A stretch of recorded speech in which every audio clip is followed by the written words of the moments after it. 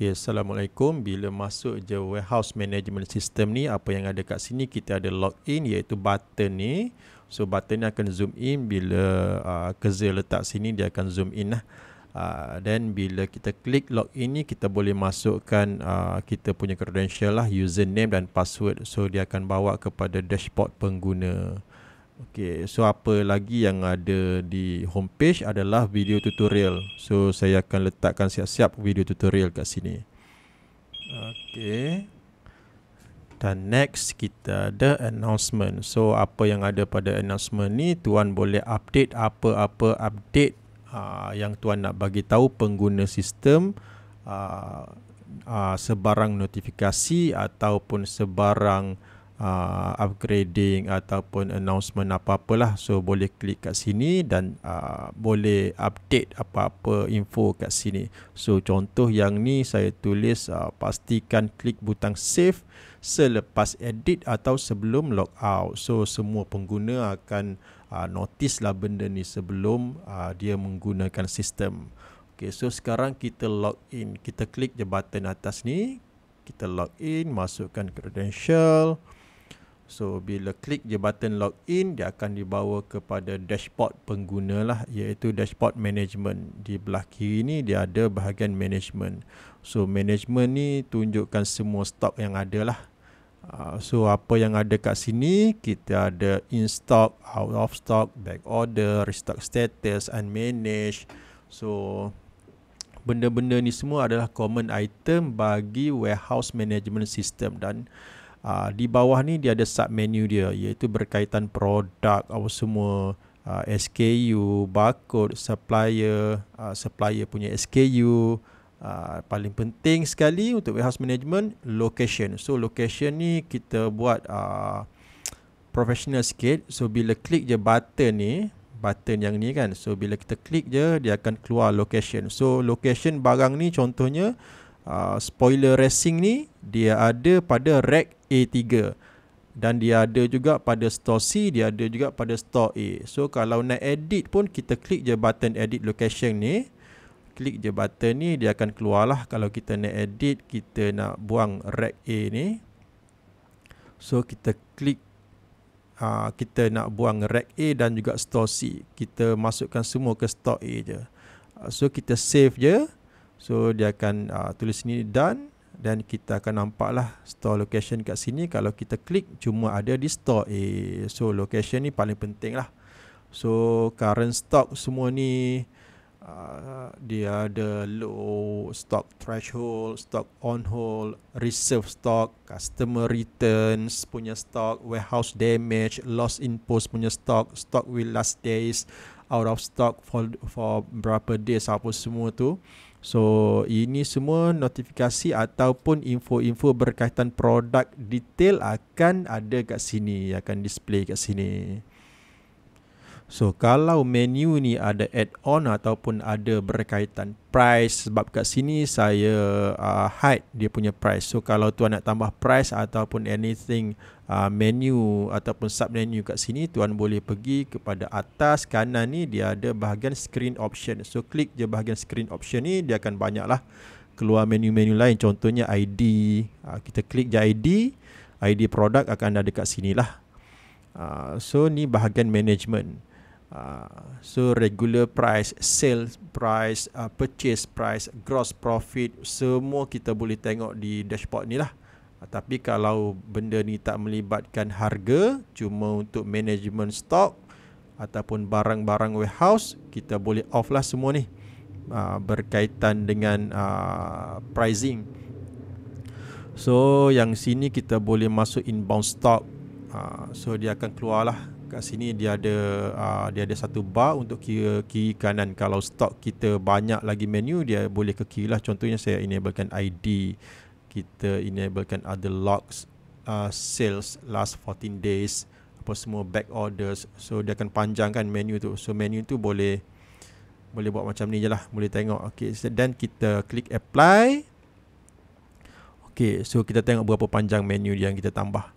1, 2, Okey, daripada kiri ke kanan. So apa-apa info berkaitan stok akan ada kat sini. So boleh tambah, boleh tolak kat sini.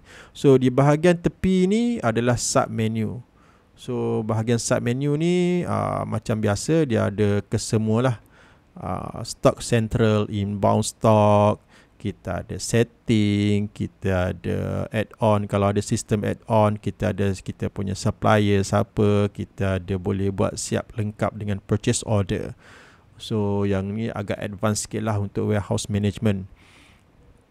Dan kita juga ada integrate dengan purchasing. So anything kalau nak upgrade lagi, termasuklah pembelian, kita nak tengok stok kat sini. So kita boleh manage, kita boleh tengok status stok semua daripada management punya bot. Okay. So dan data-data ni semua kita lengkap boleh export kat sini. Kita boleh export data ni. Kita boleh pilih group product ke, simple product ke, virtual punya product ke, downloadable ke. Dan kita boleh export dengan PDF punya format. Okey, kita boleh select kategori dan PDF, klik je export. So kita akan dapatlah PDF format untuk buat stock take ke apa kan. Okey, so yang ni dah settle bahagian stock. So kita masuk bahagian produk.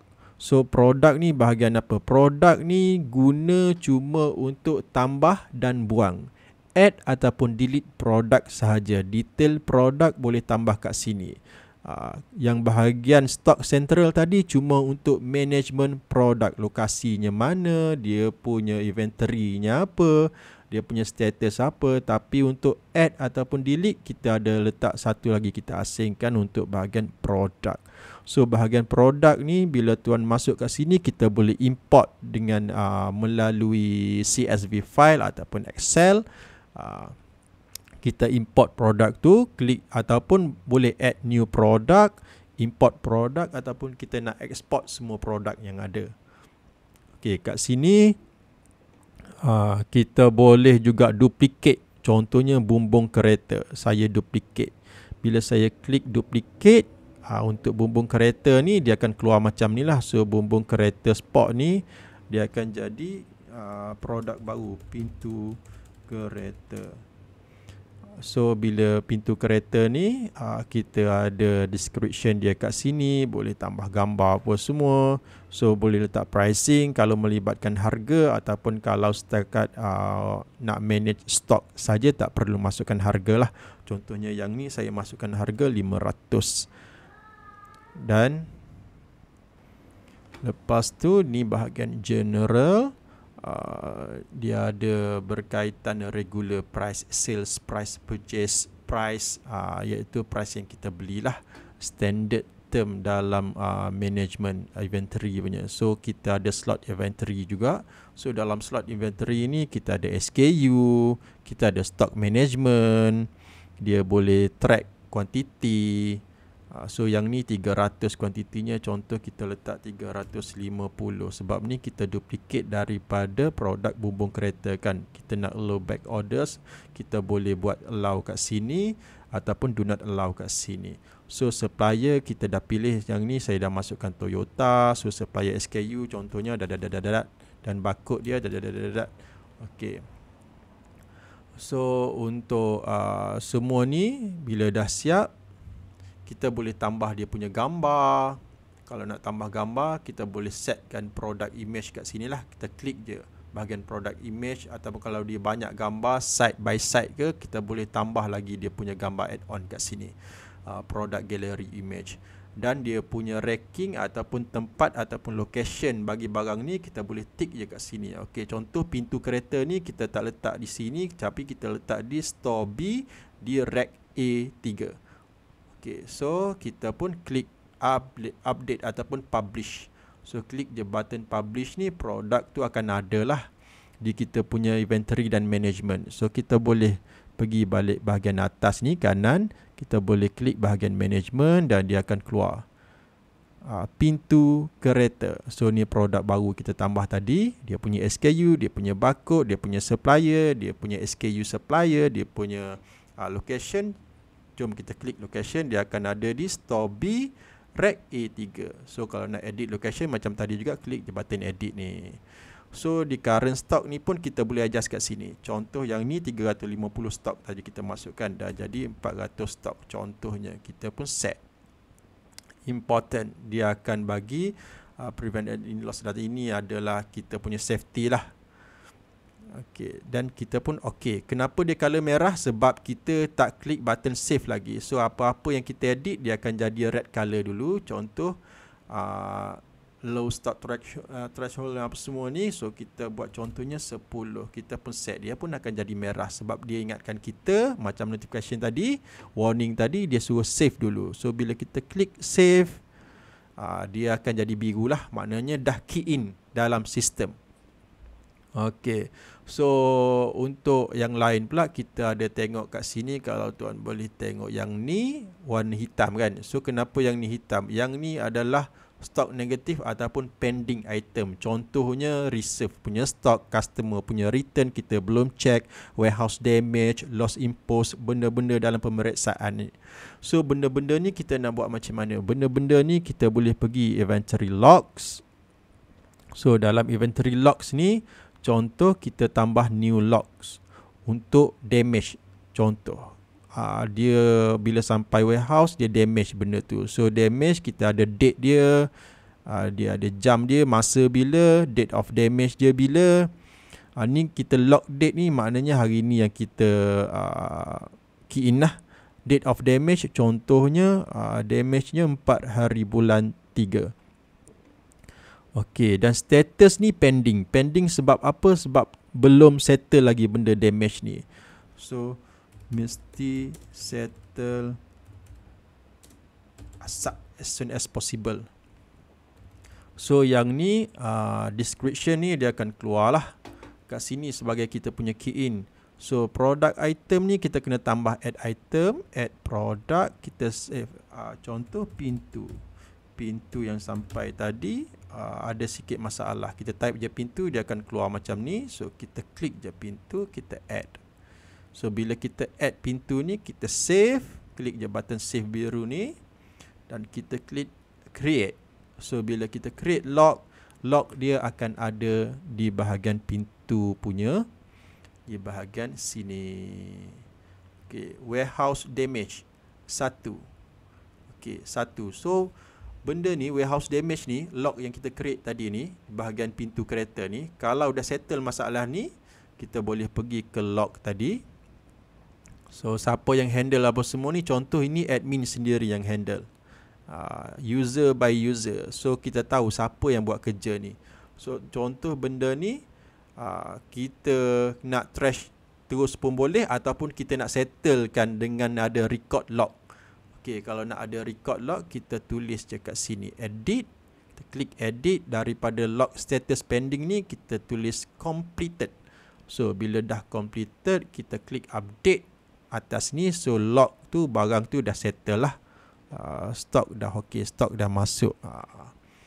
Okay, so kalau kita check kat sini bahagian pintu kereta, warehouse damage dah tak ada, kosong dah. Okay, ini antara common item dengan sedikit advance punya management lah.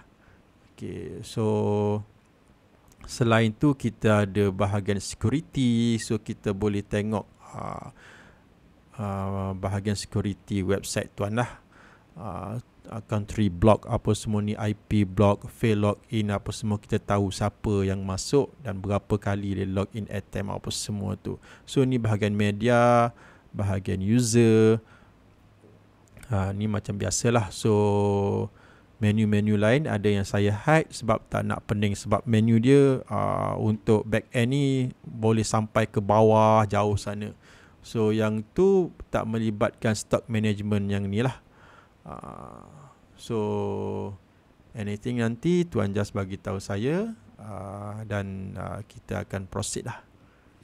Okay, Assalamualaikum.